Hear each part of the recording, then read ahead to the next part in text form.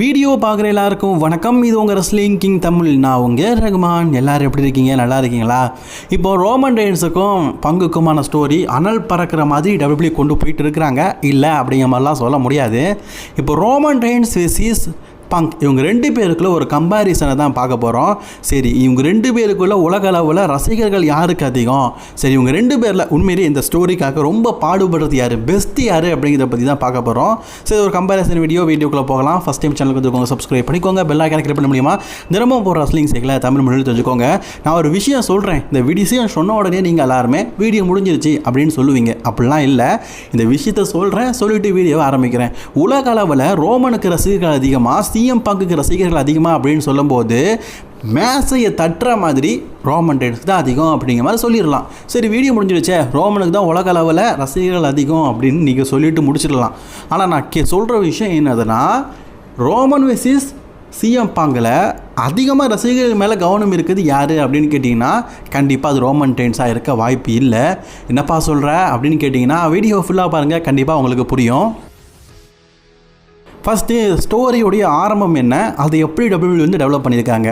Royal ரம்போ 2026 Roman Reigns வந்து வெற்றி பெற்றார். சிஎம் பங்கை சேலஞ்ச் பண்ணார். ஆக்சுவலி இது ஃபேன்ஸுக்கு அந்தளவுக்கு பிடிச்ச மாதிரி இல்லை. ஏன்னா கோடி ரோட்ஸ் சாம்பியனாக இருந்தாலும் கோடி ரோட்ஸை சேலஞ்ச் பண்ணுவார் அப்படிங்கிற மாதிரி எதிர்பார்க்கப்பட்டது. பார்ட் 3 நடக்கும் அப்படிங்கிற மாதிரி எதிர்பார்க்கப்பட்டது. ஸோ பங்கை சேலஞ்ச் பண்ணுறது அந்த அளவுக்கு இமீடியட்டாக இல்லை. லாஸ்ட் இயரே நடந்துச்சுப்பா ட்ரிபிள் த்ரெட்டு அப்படிங்கிற மாதிரி தான் இருந்தது. இதை எல்லாருமே அக்செப்ட் பண்ணிட்டு ஆகணும். டபிள்யூபிள்யூ பார்த்தீங்கன்னா ரோமன் ரெயின்ஸ் வெர்சஸ் பங்க் நடக்கும்போது இது டே 1 மெயின் இவெண்ட், டே 2க்குலாம் ஒருத்தர் அப்படிங்கிற மாதிரி சில ஃபேன்ஸ் சொல்லிட்டு இருந்தாங்க. ஆனால் முழுக்க இந்த ஸ்டோரிக்காக அதிகமாக உழைத்தது யாருன்னா சிஎம் பங்க் தான். அதாவது ஆரம்பத்தில் இவங்க ரெண்டு பேரும் பேசிகிட்டே இருக்கும்போது பேசிட்டு தான் இருப்பாங்க, அடிக்க மாட்டாங்க அப்படிங்கிற மாதிரி தான் நினச்சிட்டு இருந்தோம். ஆனால் பேச்சுவார்த்தையிலேயே இந்த ஸ்டோரியை பங்கமாக கொண்டு போனாங்க. அதாவது ரோமன் ரெயின்ஸ் வந்து பங்கு கூட பேசும்போது அவர் என்ன பேசினார் தெரியுமா? நான் சாம்பியன்ஷிப்பை வின் பண்ணுவேன் அப்படிங்கிற மாதிரி தான், ஜீப்ரோஸ் அவ்வளோதான். ஆனால் பங்கு முழுக்க பார்த்தீங்கன்னா ரோமனுடைய பர்சனல் லைஃப் வரைக்கும், அதாவது ஆழமாக தூண்டி எடுத்து உள்ளே இருக்கிறது எல்லாத்தையுமே கக்கிட்டாரு. அதுலேயும் டீன் ஆம்ப்ரோஸு, செத் ராலன்ஸ் இவங்களெல்லாம் பற்றி பேசியிருப்பார். ஷீல்டில் உருவாக்குனதே நான் தான் அப்படிங்கிற மாதிரி ரோமன் ரெயின்ஸை பார்த்து சிஎம் பங்க் சொன்னதெல்லாம் உண்மையிலேயே அல்டிமேட்டாக இருந்தது. சரி, இந்த ஸ்டோரியை எதனால் பங்க் அல்டிமேட்டாக கொண்டு போனார் அப்படின்னு கேட்டிங்கன்னா, இதுக்கு அடுத்த வாரங்களில் ஊசோஸ் வந்து ரோமன் ரெயின்ஸோடைய அப்பாவை பற்றி தப்பாக பேசுனதுனால நீ மன்னிப்பு கேட்கணும் அப்படிங்கிற மாதிரி கேட்டிருப்பாங்க. அதுக்கு நீங்கள் ரோமன் ரெயின்ஸோடைய சொம்பு தூக்கிங்க, ரோமன் ரெயின்ஸ் முன்னாடி கையை கட்டி போகிறதுக்கு தான் லாய்க்கு அதிகம் அப்படிங்கிற மாதிரி சொல்லியிருப்பார். இதை கேட்டு ஊசோஸ் அடிக்கும்போது சிரிச்சுக்கிட்டே போயிருப்பார். அதாவது நீ என்ன வேணா பண்ணு, என்ன வேணாட்டாலும் பண்ணிக்க, ஆனால் நான் என் கெத்தை விட மாட்டேன் அப்படின்னு சொல்லிட்டு முழுக்க பங்க் பார்த்தீங்கன்னா கெத்து காட்டியிருப்பார். ஆக்சுவலி அப்படி பண்ணும்போது ரோமன் ரெயின்ஸ் அந்த ராக் இருந்திருக்க மாட்டார். ரோமன் இல்லாமையே அந்த ராவை கெத்தாக கூட்டிகிட்டு போயிருப்பார் சிஎம் பங்க்.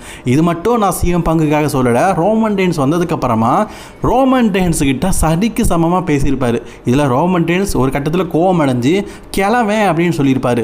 அதில் ரோமன் ரெயின்ஸை அடிச்சுட்டு பங்கு போன விஷயம்லாம் பங்கமாக இருந்தது. அதுக்கு அடுத்த வாரங்களில் பார்த்தீங்கன்னா ரோமன் ரெயின்ஸை பார்த்து பங்கு சொல்லியிருப்பார், நீ கிளவேன் அப்படின்னு என்ன பார்த்து சொல்கிறேன்னா, நீ உன் முகத்தில் டை அடிச்சுட்டு வந்துருக்கிற, உன் வெல்ல முடியல மறைக்கிறதுக்காக டை அடிச்சுட்டு வந்துருக்க, அப்போ நீ மட்டும் குமரன் என்னை பற்றிலாம் பேச வேண்டாம் அப்படிங்கிற மாதிரி கிண்டல் அடித்த விஷயம்லாம் பங்கமாக இருந்தது.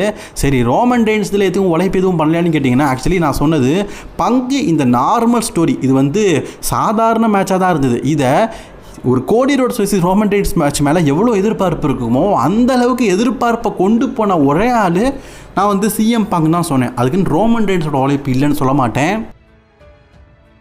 ரோமன் ரெயின்ஸ் பங்கை தூக்கி போட்டு டேபிளில் தூக்கி அடித்தது அண்ட் ஊசோஸ் கூட சேர்ந்ததெல்லாம் பார்க்கறதுக்கு பங்கமாக இருந்தது. ஸோ ஓஜிஸ் பேக்கடி அப்படிங்கிற மாதிரி நாமெல்லாம் சொன்னோம். அந்த அளவுக்கு பார்த்திங்கன்னா ரசிகர்களை திருப்திப்படுத்தும் விதமாக பார்த்திங்கன்னா பண்ணார்.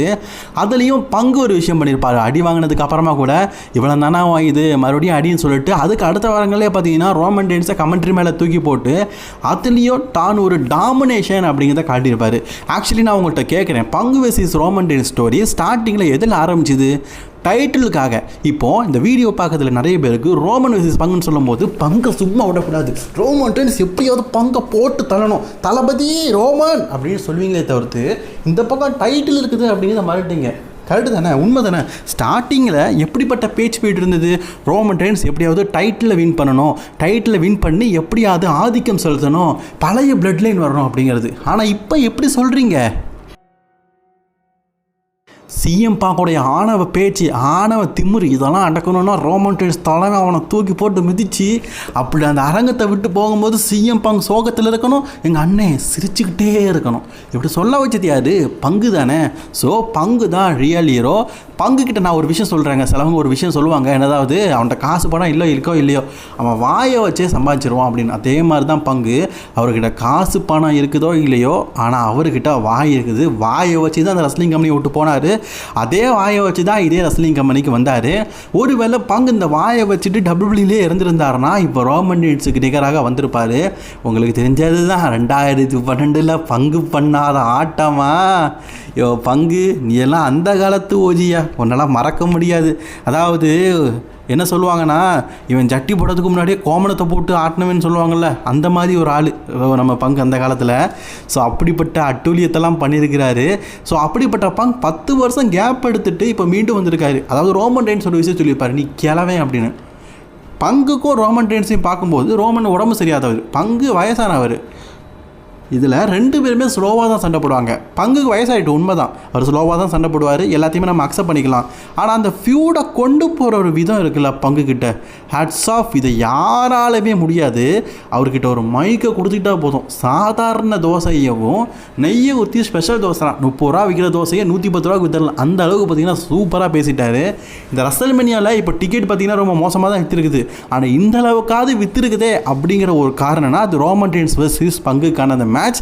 ஆரம்பத்தில் ஹைப்பே இல்லை, 2வது 3வது வாரங்களில் இவ்வளோ பெரிய ஹைப்பை கிரியேட் பண்ணி ஒரு பெரிய எதிர்பார்ப்பு, அந்த டைட்டிலை தாண்டி ரோமன் ஜெயிப்பாரா பங்கு ஜெயிப்பாரா அப்படிங்கிற பேச்சுவார்த்தை மக்கள் மத்தியில் உருவாயிருக்குன்னா இதுக்கு முழுக்க காரணம் ஒரே ஒரு நபர், பங்கு தான். ஸோ நான் கண்டிப்பாக சொல்லுவேன், இந்த ஸ்டோரியை பொறுத்த வரைக்கும் யார் ஹீரோ அப்படின்னு கேட்டிங்கன்னா கண்டிப்பாக பங்கு தான் ஹீரோ. பங்கு இல்லாத பட்சத்தில் நீங்கள் யோசிச்சு பாருங்கள், ஆரம்பத்தில் பங்கு வெர்சஸ் ரோமன் சொல்லும்போது ஓகே அப்படிங்கிற மாதிரி தான் இருந்தது. டைட்டில் ரோமனுக்கு வேணும்பா, அதுக்காக பார்க்கலாம், டைட்டிலுக்காக இந்த மேட்ச்னு. ஆனால் இப்போ அப்படி இல்லை, பங்கை எப்படியாவது வீழ்த்தணும், தன்னுடைய ஆதிக்கத்தை செலுத்தணும். ஒருவேளை பங்கு இதில் ஜெயிச்சுட்டு எப்படி இருக்கும், ஓ மை காட், ஆனால் ஸ்டார்டிங்கில் அப்படி தெரியல அப்படின்னு சொல்லுவோம். ஸோ அந்த ஸ்டோரியவே டோட்டலாக மாற்றினது பங்கு தான். ஸோ உலகளவில் இந்த ஸ்டோரி லைனில் அதிகமான ஈர்ப்பை கொண்ட ஒரு நபர்னால் அது கண்டிப்பாக பங்கு தான். சில பேர் ஏற்றுக்க மாட்டீங்க, ஆனால் உண்மையாக கண்டிப்பாக சொல்லி ஆகணும், பங்குக்கு நிகர் பங்கே. அண்ட் அதே மாதிரி உலகளவில் ரசிகர்கள் அப்படின்னு பார்க்கும்போது ரோமன் ரெயின்ஸ் இந்த டபிள்யூடபிள்யூ பார்த்தீங்கன்னா 2020க்கு அப்புறமா தன்னுடைய கையில் வச்சிருக்கிறாரு. அதாவது ஒன்லி மேன் ஆர்மியாக பார்த்தீங்கன்னா ரெஸ்லிங் கம்பெனியை தான் மார்பில் சுமந்து அதிகமான ரசிகர்கள் மட்டும் இல்லை, அதிகமான பணத்தையும் சம்பாதிச்சிட்டு இருக்காரு. அந்த வகையில் ரோமன் ரெயின்ஸ் தான் நம்பர் 1. ஆனால் ரசல்மேனியாவில் நடக்கிற மேட்ச்சில் முழுக்க தன்னுடைய உழைப்பை கொட்டி தீக்கிறது நம்ம சிஎம் பாங் அப்படின்னு சொல்லுவேன். உங்களோட கருத்துக்களை கமெண்ட் பண்ணுங்கள். இப்போ ரோமன் ரெயின்ஸ் ரசிகர்கள் இது ஏற்றுக்க மாட்டீங்க, பங்கோட ரசிகர்கள் ஏற்றுக்க மாட்டீங்க. எனக்கு தேவை காமன் ரெஸ்லிங் ஃபேன். சில ரோமன் ரெயின்ஸ் ரசிகர்கள் மெச்சூர்டாக இருப்பாங்க, அவங்க ஆமாம் ப்ரோ நீங்கள் சொன்னது கரெக்ட் தான், அந்த ஸ்டோரி எவ்வளோ இன்ட்ரெஸ்டிங்காக கொண்டு போகிறதே பங்கு தான் அப்படிங்கிற மாதிரி சில பேர் தோணும். இல்லை ரோமன் ரெயின்ஸ் இன்ட்ரெஸ்டிங்காக போகிறாரு பங்கு இல்லை அப்படின்னு தோணும். உங்களோட கருத்துக்களை கமெண்ட் பண்ணுங்கள், நானும் பார்க்குறேன் எப்படிப்பட்ட கமெண்ட்ஸ்லாம்